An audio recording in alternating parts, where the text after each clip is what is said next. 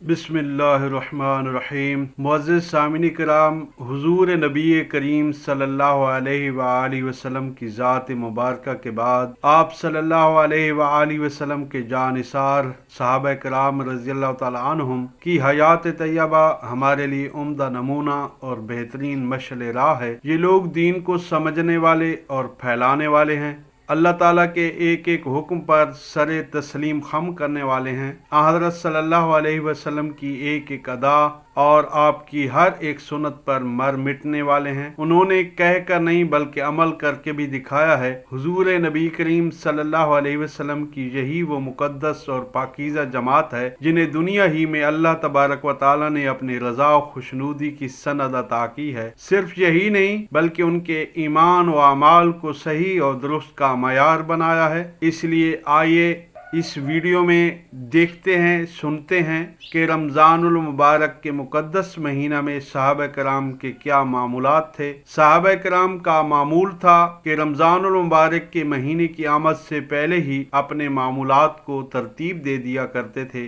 जिसमें रोज़ा, क़ियामुल लैल यानी तहज्जुद व तरावी, तिलावत कुरान करीम और सदका व खैरात होते थे। सहाबा कराम खुशदिली से रोज़ा रखा करते थे, हत्ता के सफ़र और जंग के दौरान भी रोज़ा रखते थे। गर्मी की तमाज़त यानी कि शिद्दत भी उनके रोज़े में हायल नहीं होती थी। हज़रत अबू उस्मान रहमतुल्लाह अलैह फरमाते हैं कि मैंने हज़रत इब्ने उमर रज़ियल्लाहु तआला अन्हु को देखा कि आप रोज़ा की हालत में गर्मी की शिद्दत से बचने के लिए कपड़ा भिगोकर अपने ऊपर डाल रहे थे। यही वजह है कि उनका रोज़ा कामिल और मुकम्मल होता था। रोज़े के मकासद में वो पूरा उतरते थे।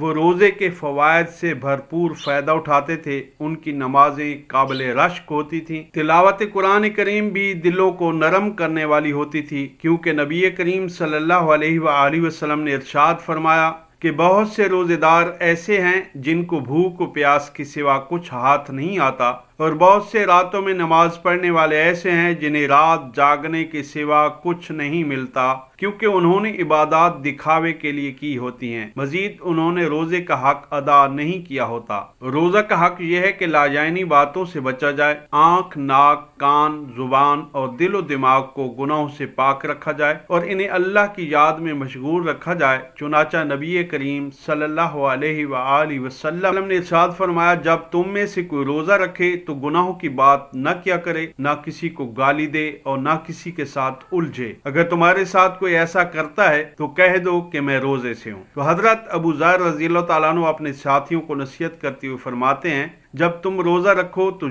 जितना हो सके लाजानी बातों से बचो। हज़रत जाबिर बिन अब्दुल्लाह रज़ियल्लाहु तआला अन्हु फरमाते हैं कि जब तुम रोज़ा रखो तो तुम्हारे कान, तुम्हारी आँखें और तुम्हारी ज़ुबान झूठ और गुनाहों से रोज़ा रखें। खादिम को तकलीफ देने से बाज रहो और तुम पुरवकार और पुरसकनत हो। तुम अपने रोज़े और अपने गैर रोज़े के दिन को यकसां मत बनाओ। दुनियावी खुराफात से बचने की खातिर बाज़ सहाबा किराम रोज़ा की हालत में मस्जिद ही में रहते थे। चुनाचा हज़रत अबू हुरैरा रज़ियल्लाहु तआला अन्हु और उनके साथियों के बारे में रिवायतों में मिलता है कि जब रोज़ा रखते तो मस्जिद में रहते थे। रोज़ा का पूरा हक अदा करने के अलावा सहाबा किराम रमज़ान में अपने मालों का भी पूरा हक अदा किया करते थे। ज़कात के अलावा सदक़ात व खैरात की भी कसरत करते थे। गरीब व मिस्कीन और अपने दोस्त व अहबाब पर दिल खोल कर खर्च करते थे। उनकी दावत किया करते थे। सहरी और अफ्तारी का इंतज़ाम फरमाया करते थे। असहाब सुफ़ा जो मुसलमानों में माशी लिहाज से कमज़ोर लोग थे और मस्जिद नबवी में बसेरा करते थे, उन्हें खाना खिलाते थे। हज़रत वासिला रज़ियल्लाहु तआला अन्हु से रिवायत है, जब रमज़ान का महीना आया तो हम सुफ़ा में थे, हमने रोज़ा रखा। जब अफ्तार का वक्त होता तो एक आदमी आता और हम में से किसी को अपने साथ ले जाता और रात का खाना भी खिलाता। हज़रत अब्दुल्ला बिन मसूद रज़ियल्लाहु तआला अन्हु के साथ आपके शागिर्द सहरी खाया करते थे। और अबू जमरा नसर बिन इमरान से रिवायत है कि हम रमज़ान में इब्ने अब्बास रहमतुल्लाह अलैह के साथ افطار کیا کرتے تھے اور کھانا بھی کھاتے تھے۔ صحابہ کرام رضی اللہ تعالیٰ عنہم عام دنوں میں تہجد کی پابندی کیا کرتے تھے اور رات کا ایک حصہ اللہ کی عبادت میں گزارتے تھے۔ البتہ رمضان میں تقریباً پوری رات عبادت میں صرف کرتے تھے۔ تراویح کے بعد نوافل میں مشغول ہو جاتے تھے۔ اپنے قیام میں طویل تلاوت کیا کرتے تھے۔ رات کا اکثر حصہ تلاوت قرآن، نماز اور ذکر و اذکار و استغفار میں گزارتے تھے۔ حضرت عبداللہ بن ابو بکر رحمۃ اللہ علیہ فرماتے ہیں کہ میں نے ابو ذر رضی اللہ تعالیٰ عنہ کہتے ہوئے سنا،